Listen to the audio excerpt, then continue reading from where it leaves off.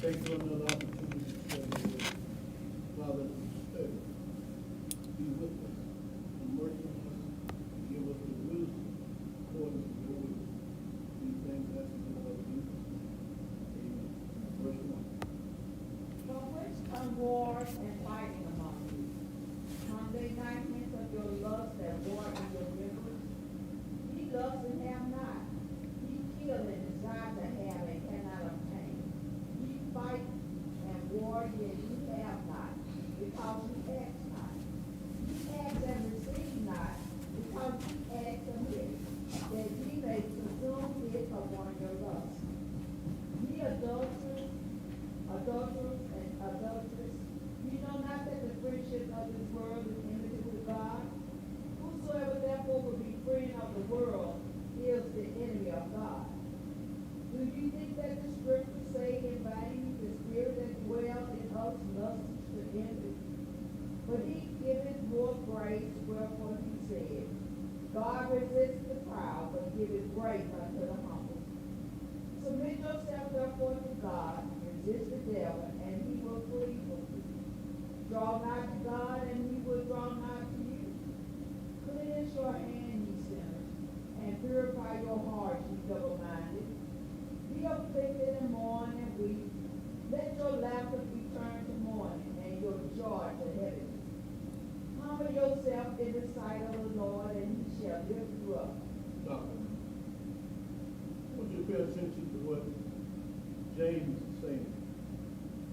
Because most of his writing is so different from Paul. Now, he said that we are warring among each other. And then also saying we ask God for things for the wrong reason. To get an advantage, we're talking about flesh instead of loving each other. There's conflict. And he said we have not because of what we ask for.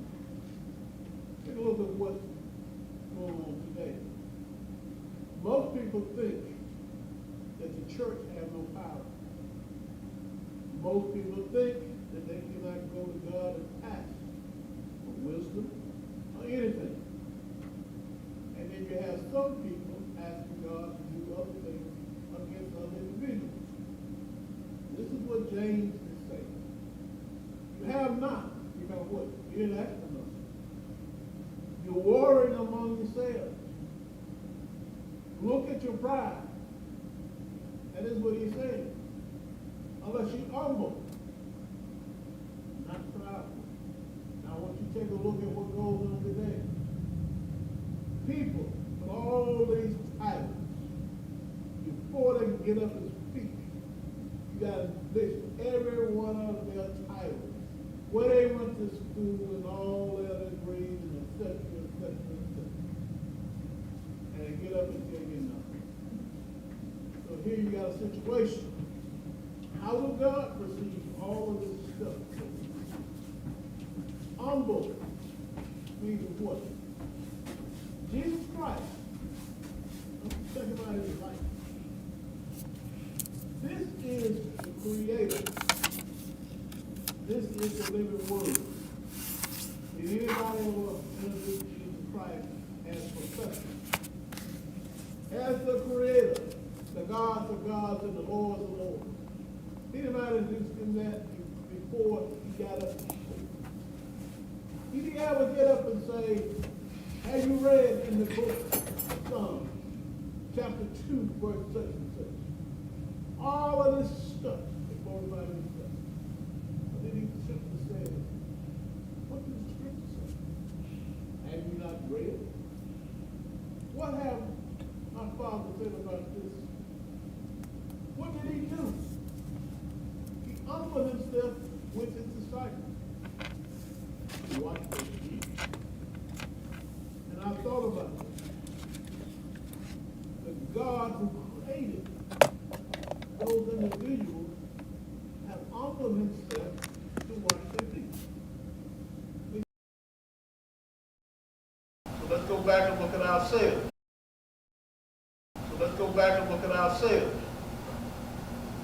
Who among us would wash our sister and brother feet today? Who among us who would give and not look to receive anything?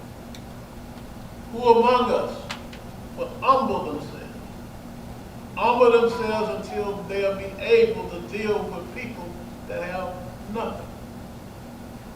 And in most cases, even the homeless and people you see begging, there's an arrogance about the people who think they have something against the people that they think have nothing. I saw on the TV where there was a homeless woman outside of a store. And the owner of the store took a hose and watered the person down continually. So I thought, how is it that another human being can look at another human being and that is in the situation James talked about, and they have no love to the point that they would do this to a person? Instead of taking that homeless person, buying them some food. Can I afford to put this person in a hotel or anything? Can I help this person? All this person wanted to get this person from the front of the store. And they didn't get it. Now here we are. James said we're worried because what? We're in the flesh.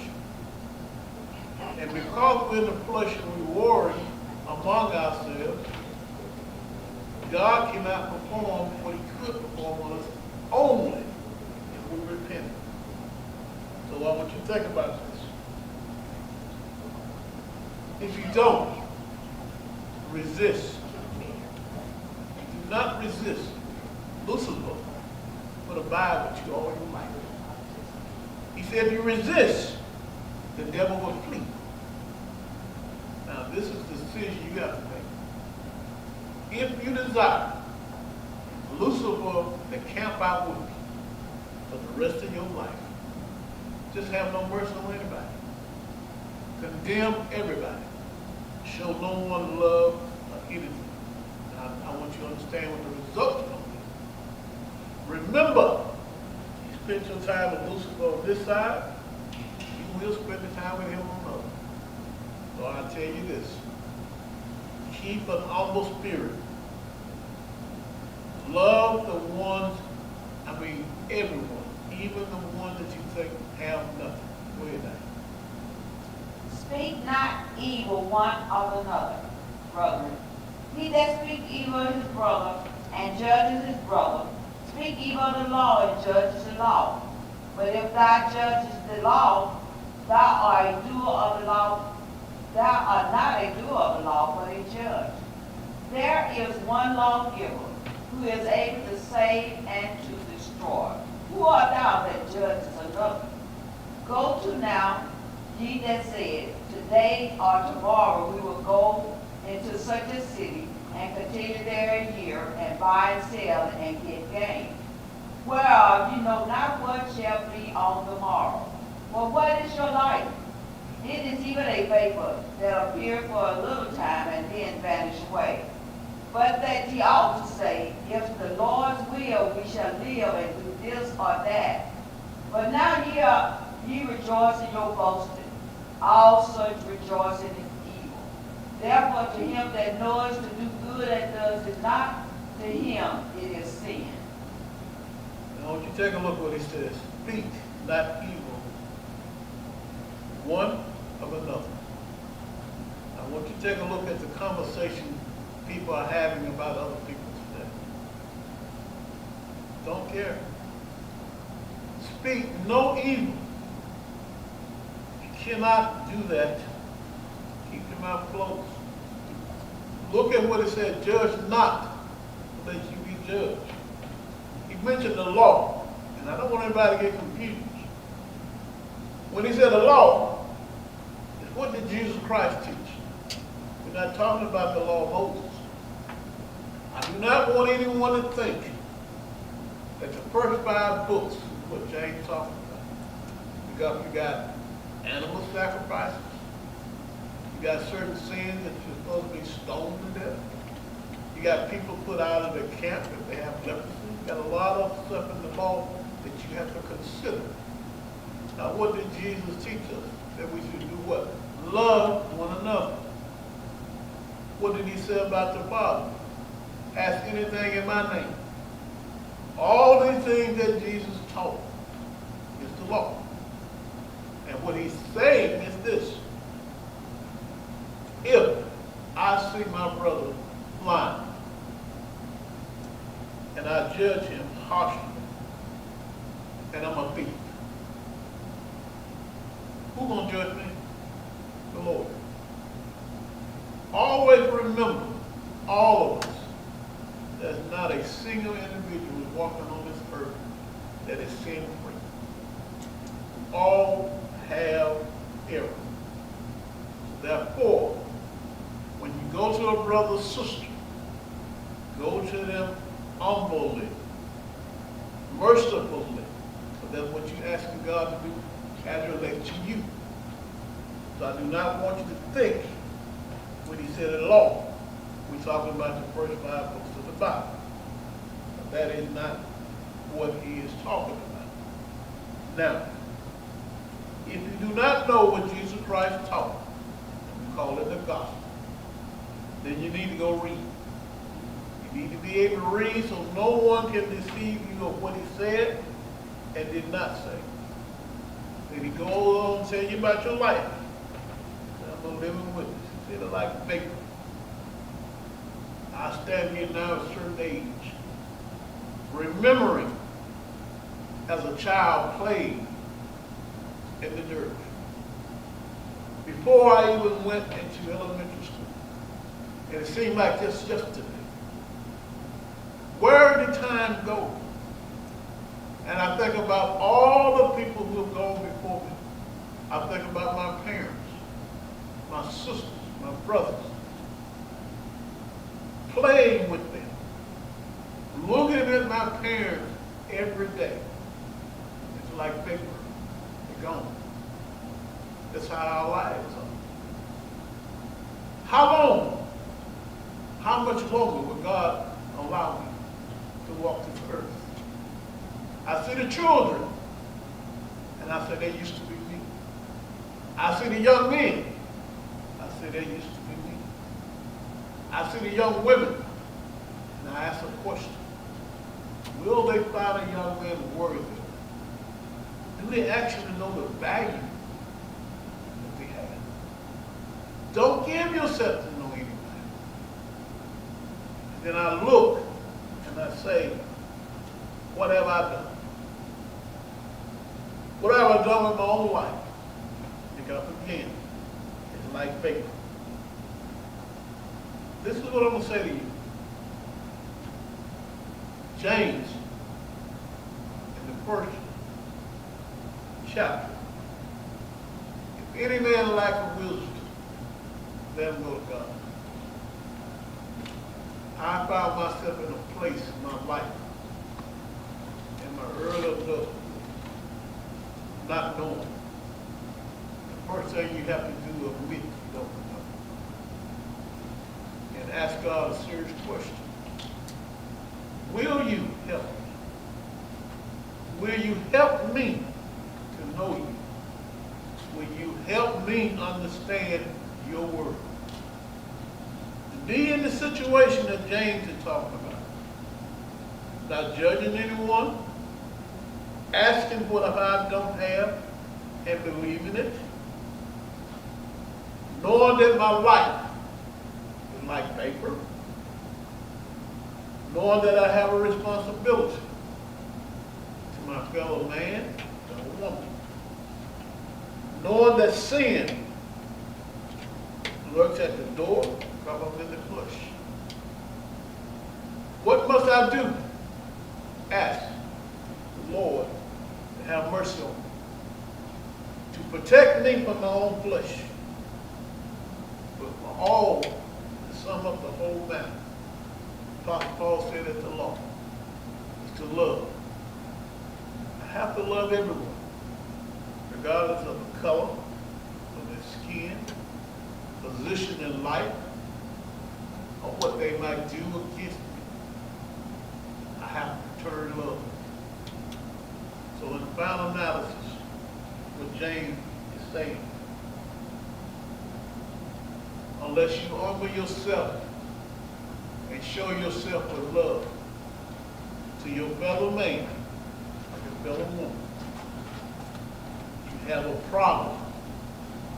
So you make sure as you go out into the world, the people you see on the street begging, the people who you think they have it all figured out, the people who walk around that's arrogant, you have to love them all. But the best thing you can do is be an example. You have to be the example. You cannot pass that brother or sister that's asking for food. You cannot see people on the southern border with their children begging to get in for safety. You cannot look at an individual that might be on the other side of the planet suffering. Wars because of arrogance of one man. Now you look at the babies as they're being slaughtered. And you have to ask God, even the people who perpetrate it, to forgive them. And I'm going to close with this. I heard a scientist ask him a question. Do you believe in God? And this is his answer he gave. He's a God that is taught the loving God, the God of judgment. No. How can this God allow tsunamis coming and 2,000 die? And a war comes and so many die? How can this loving God that you say you believe in exist? That was his answer. I said, oh my God. You really don't understand. What is God saying?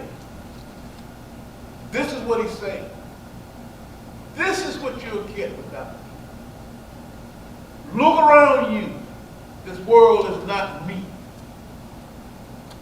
You can't be a part of the world. And this is what James has read. If the world loved you, you are not of God. So he didn't understand. When Adam sinned, he put us in this condition. And what did the scripture say?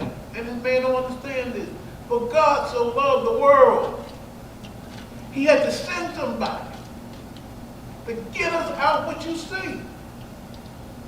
He didn't say, look, Adam sinned, let's do away with the world. No. Because he loved us. And that's what this man couldn't say. Because God loved us, he told his son, this day I have begotten you. You have to die. I want you to think about this. You have to die because we love man to his level. Did his son tell his father, no, they don't deserve it? Or did he simply say, I'll go? And this is where we are now. Let no man, don't care whether he calls himself a scientist or whatever learning he that he has, to tell you God don't love you. Now that's a lie.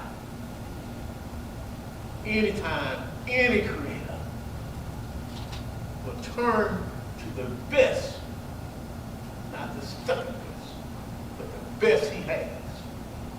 And he say, go and rescue him. Now I want you to understand something. Jesus said this, Peter drew his sword. If my kingdom is of this world, my servant will fight. No man take my life. I give it. Went to that cross, and this is what he said to the scientists. Father, forgive them. Love, forgive them. And this man can't even see see all of the horrors on this earth, he can't even see God. I can see him. I can see him every day. The love he has. So don't you let nobody, and I mean nobody, ever deceive you that God don't love you. I want you to understand about this planet. This is what he's saying. In the heavens that we look up to see, I will create a new heaven and a new earth. I want you to understand, because this earth has been contaminated. So therefore, the place that he's going to put us when it's all said and done, crystal clean, no contamination. That's our Father. So now, are there any questions in the chapter? If not, this is what I'm going to say. I need you to go read. I need you to read the law, because when James brought up the question of the law, I don't want anybody to be confused. The law James talking about is the commandments that Christ gave us, not the laws of Moses. I don't need anybody telling anybody that they got to obey the law of Moses. I've got enough folks out there now telling folks. And I'm leaving this. Apostle Paul wrote this. If you obey one of the law, you have to obey the whole law. Okay?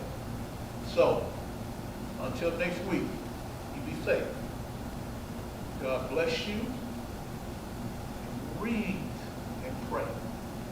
Understand one thing that James said. And he said, as you believe not and you ask not, you won't receive. Any man that likes wisdom, I don't need you to go get nobody book on what you be. I don't need you to look for no theologian. I don't need you to look for no school you need to go to. You need to go to your Father. Get on your knees. You ask